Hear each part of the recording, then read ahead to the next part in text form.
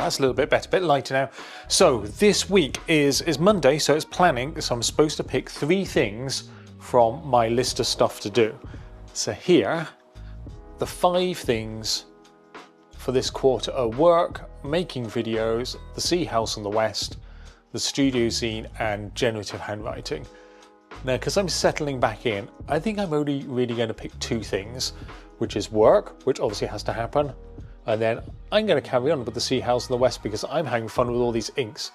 Making videos, well, I still got to make a video about that over there, or finish off the video about that. But I think I'm just going to stick with the 2 things, work and this project here for the moment, and a little bit of studio admin, which is Kitty talking to this vestaboard, because Kitty, over the weekend, I changed Kitty's code a little bit to be better at asking me questions, and I want to get those questions up on the board. Anyway, let's get this ink done. I'm going to get on and I'll show you what the next part of the Sea House and Below is. This week is going to be very themed on just that, I think. Let's try that for a change of pace. Let's have everything focused around that project. We'll see how it goes. All right, bye. 1 2 1 2 1 2 1 2 1 2 1 2. Well, it is 6.6 degrees Celsius in the studio, so you're going to have to excuse all the gloves and hat, and also the sound of the pen plot in the background tapping away. Just doing more postcards. I figured I'd actually talk about the Sea House from Below and the design of it, because it's not what's on the postcards. That's me testing out a few things.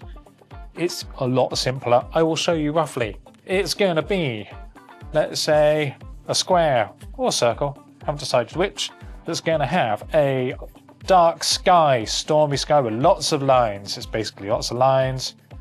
Do that. But also maybe here we'll have a lighthouse where the light cuts through all those lines. So our lines will continue like this. And then down here, we're going to have more lines, but then words in here, sort of like for the poem. This, well, is going to start with the Sea House and Below, but this bit, I'm afraid I'm actually going to use AI to generate these words, and this is using all the handwriting stuff that I've done and the format a bit like the strata plot that I've already done. So I'm going to have to do words jammed in between lines, and this, maybe that, no, not that, and this is roughly going to be it. Very simple, very straightforward, in small scale, in large scale. But the first thing I need to do, because I want this to look hand-drawn, which is what these postcards have been about, is I'm about to draw hundreds of these long horizontal lines. That is basically today's job, but this is where we're going to end up. That's all it takes. So this is my remarkable e-ink tablet. I'm going to use the fine liner pen because when it outputs stuff as an SVG, it outputs it as a very thin line. And I need very thin lines because that's what we're going to be sending to the pen plotter. So step 1 is to draw lots of lines, pretty much.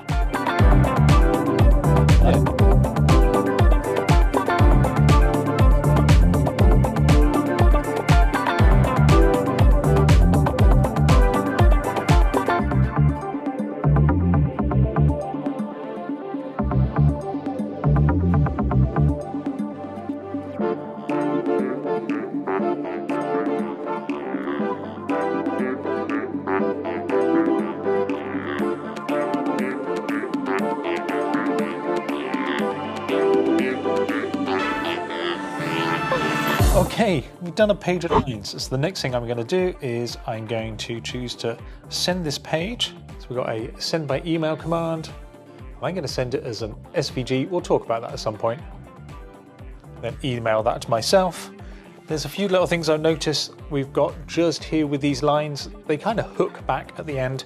I'll sort that out in code and we'll do all that tomorrow because I'm going to do a few more pages and lines and then call it a done for the day. Good morning, it's Tuesday and I thought I'd share this with you. I'm doing science with my science laboratory equipment. Actually, it's not at all. I've got over here, what's this called?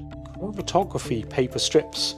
It's the thing that you may have done at school where you get a pipette. I've got my pipettes down here and you drop a bit of ink onto this paper and then the capillary action of the water draws all the way up and then separates the ink out into the component parts. So, as you'd imagine, with a grey ink, maybe it's got the magenta, yellow, cyan components. This one has more green. And then this one's the magenta is slightly pinkier, and that makes the final colour. So this is inks number 11 and 13. These are the darker ones. And I like this one because it's showing the difference between the two of them. But I think I let them sit in the water for too long, so I'm going to run them again and just let it run halfway up like these. The postcards, exchange postcards, I still got 4 to do over here. So they're going to be going on in there. And as I think I showed you the other day, these are all the inks that I'm testing out. So this stuff over here is purely because it's fun. I thought I might discover something interesting about the separation of the inks, but I think it just looks more pretty than anything else, which is why I'm doing it. It'll look good in photos. Anyway, the nice thing about this can just happen in the background while I'm doing work, which is what I'm about to do in a second, because I've got a day full of that to do. It's early. I'm in the car. I can't pay for parking yet because they won't let me. It's being a bit weird. Anyway, I'm here because I've got a whole bunch of paper to carry into the studio, so I thought I'd drive in. And also I got the dentist this afternoon. That's no fun. But for the moment, we're going to head into the studio and we're going to do some coding with lines. I'm finally going to get around to that. It possibly won't be the most interesting thing to watch, but I wanted to document each part of this, the see hows from below process. And coding has to come into the mix somewhere. Right, let me go.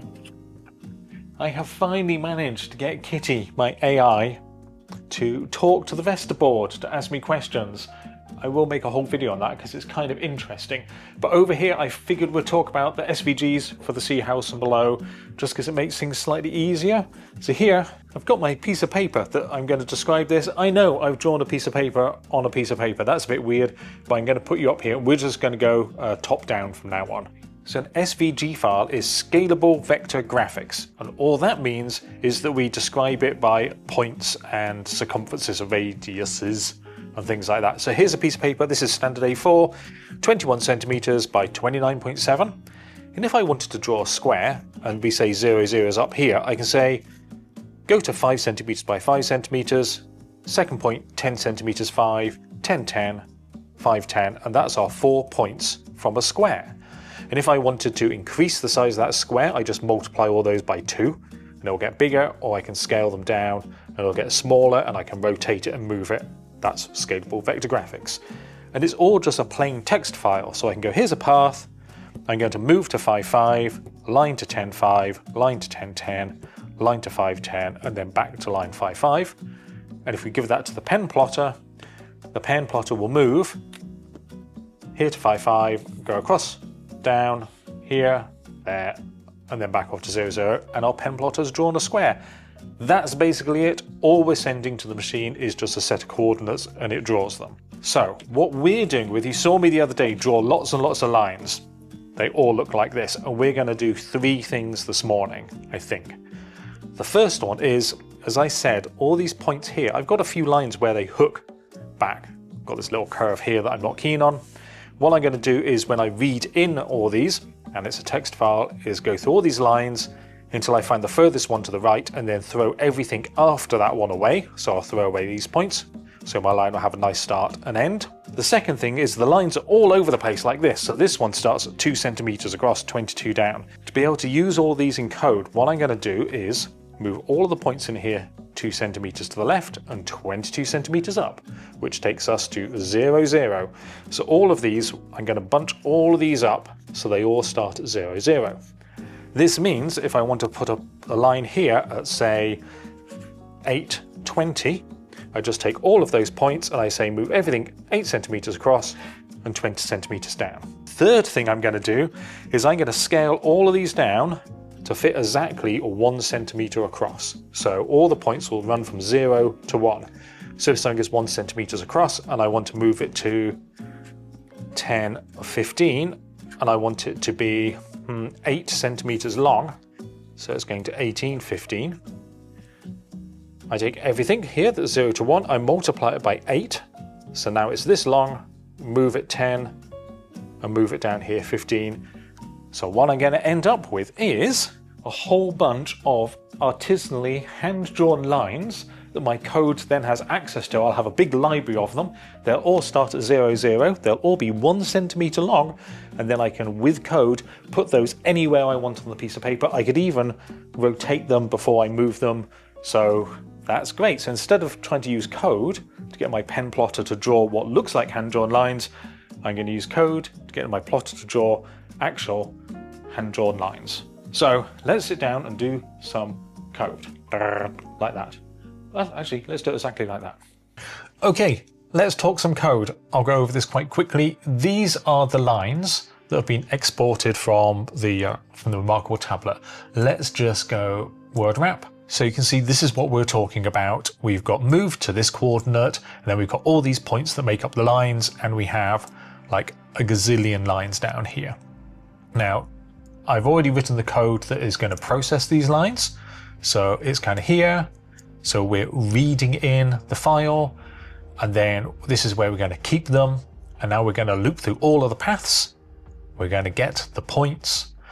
We're going to work out which box the line fits in so we can work out the size of it.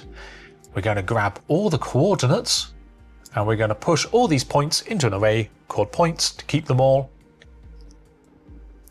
And then further down here, we're just going to scale them down from 0 to 1, like I said. So we shrink it down so it's small.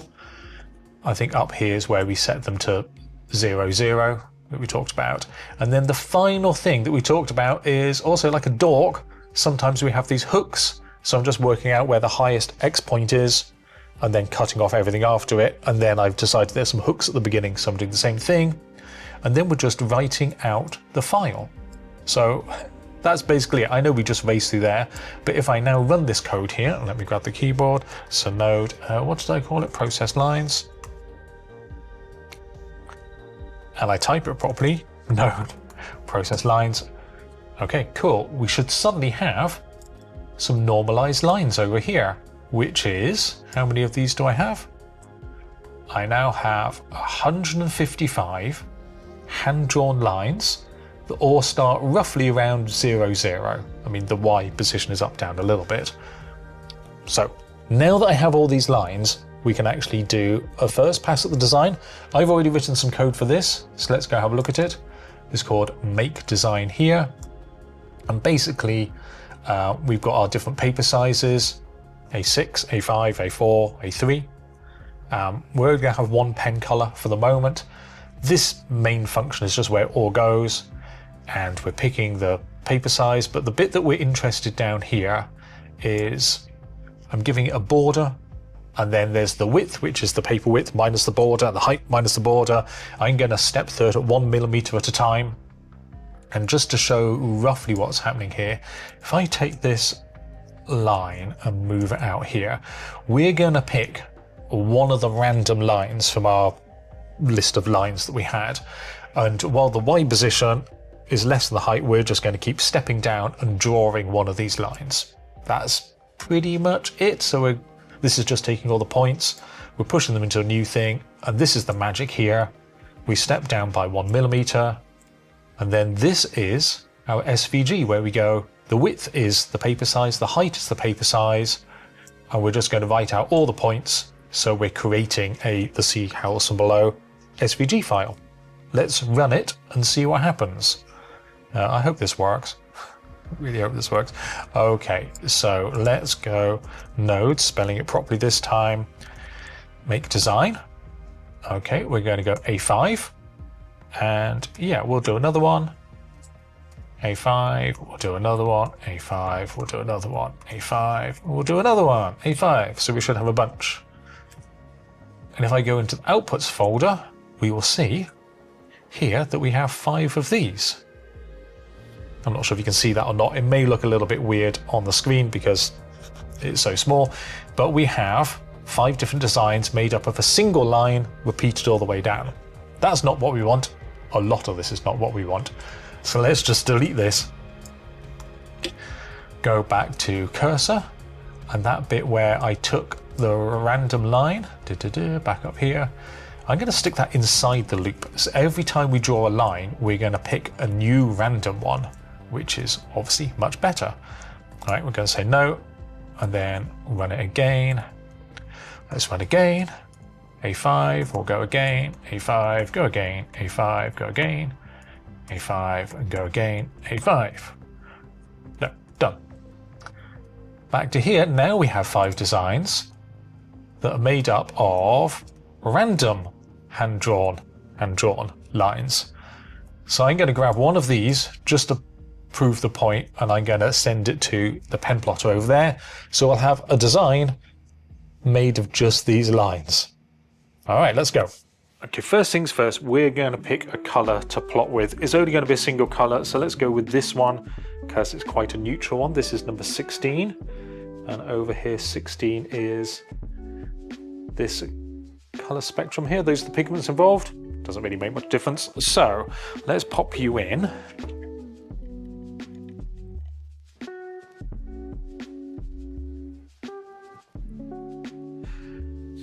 Okay, and according to this, it's going to take 31 minutes to plot. So let's just get you started. And now we're going to draw about 200 lines or something, 100 and something lines. Anyway, as exciting as that is, let's we'll get back to that. I'm going to get on with work, and then I'll show you what this looks like at the end. A bunch of lines. Right.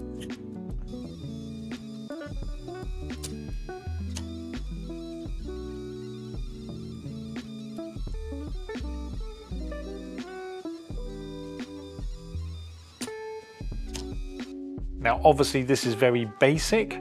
It's just lots of lines, but hand-drawn lines.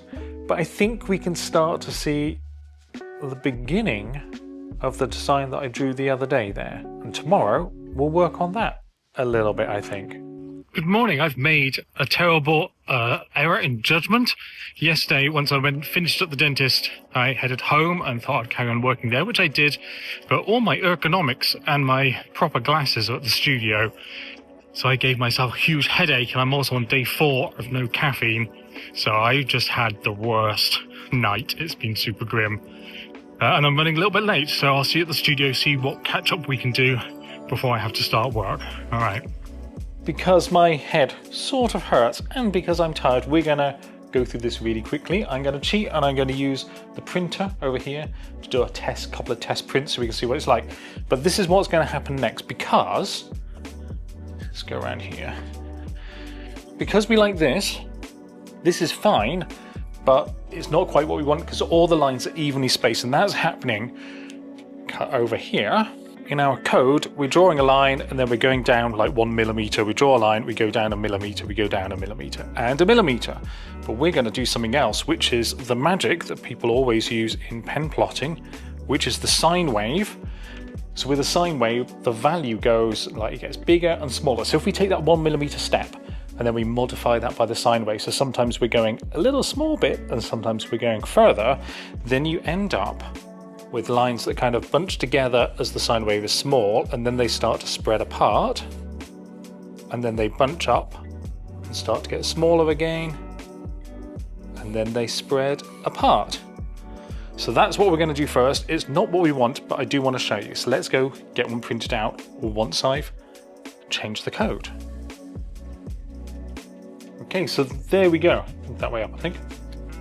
So that is what it looks like with one sine wave. However, because we're smart, and if we go back to school maths, we know that if we then have a second sine wave with a different wavelength, or we add those two together, we'll then get lines that start to bunch up and then spread out and bunch up and spread out and so on, but not in a slightly more organic fashion maybe, that will trick us into not knowing that just a simple sine wave is going on. I will do that code now. So let's make a second, there we go, wave 2, it's done it for me, thank you AI. And then down here where we're adding to the Y position each time, where are we here? Yeah, let's accept all of that. But we now need to divide these by 2 because we've got 2 of them. And this here means that we should, if we go make ourselves another one of these, A5, no, that'll do. we should have a second one over here that's a little bit different. Let me run a few more of these and then we'll see. So this is our one sine wave. These are our two interfering sine waves with different wavelengths, and this is much more what I'm trying to go for. Again, it's just horizontal lines drawn, but that's going to be good enough for my sky, I think. I'm going to save a little bit of time just by showing you this result here. This is where we're going to assign a random color to each line, which is alright. Again, not what I want, but over here, the color's been randomly assigned to each line, but it's weighted to how far down it is, so it slowly changes, but still with this randomness in here. And then I get to pick 5 colors, which will be sort of random, we'll get to that in the future. So if I'm going to plot this with these 6 pens, so we'll be going from this dark at the top, and then these 4 sort of neutrally middle colors, and then dark again at the bottom. So my code is going to spit out 6 SVG files to stick on that plotter over there. So, I thought we'd have an in progress one. I'm actually really liking the colours. It's doing exactly what I expected it would do, which is having all these different subtle shades in, which is perfect. You can see we got some trouble here with tearing up the paper, which obviously we don't want. Now I can fix that a couple of different ways. I think I can use, these are extra fine nibs, which are just like little stabby metal things, so I could go up to a bigger nib. That might be one thing to do. Or for this size, I could plot the whole thing in the opposite direction, so the pen is going down instead of going sideways, which I think would make a difference, but I'm not sure if I want that to be the solution. So anyway, I thought I'd show you this before I get back to work. I actually really like it.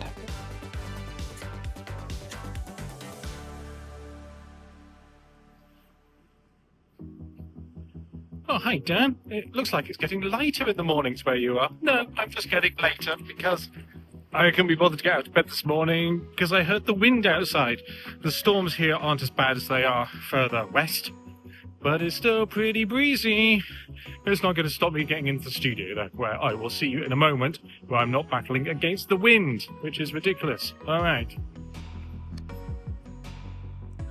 Now, it doesn't really look it, but you might be able to hear how windy it is outside.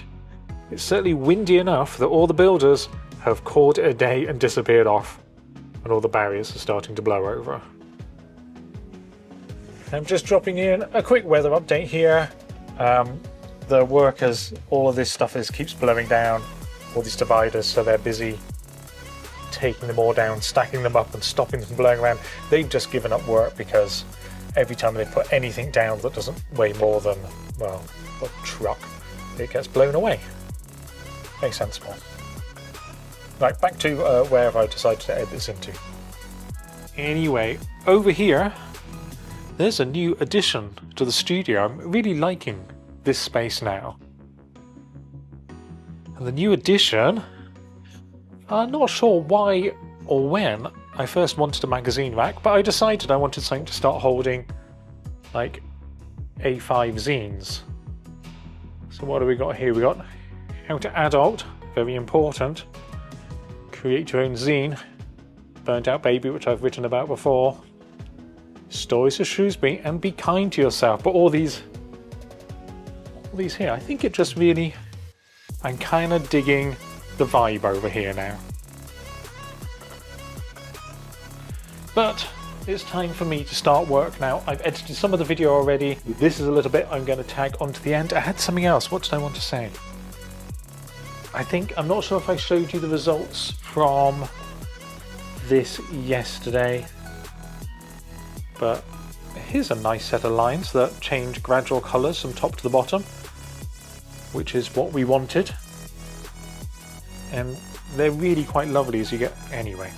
So the next step for this project is to turn all this into the sky, so just the top half, scrunch it all up, and then start working on the ocean waves here that are going to have all these shapes in it, then with words written in, kind of like a poem based on the sea howls from the west. and then stick a lighthouse, and then stop all those lines there so we actually have some blank negative space in there. Anyway, next for that, can't remember if I videoed that yesterday on Thursday, but that's where we are with that. So with all of that done, it's time for me to say, I hope you have a lovely weekend. I will see you next week. Check out the newsletter if you haven't already. Self-promotion time, but it's got a lot of nice pictures about the postcards and all the work I've been doing this week in static, non-moving way. Anyway, I'm going to admire this little restful corner of the studio for just a little bit longer and then get on. I love you all. Have an absolutely wonderful and safe and warm weekend. Bye.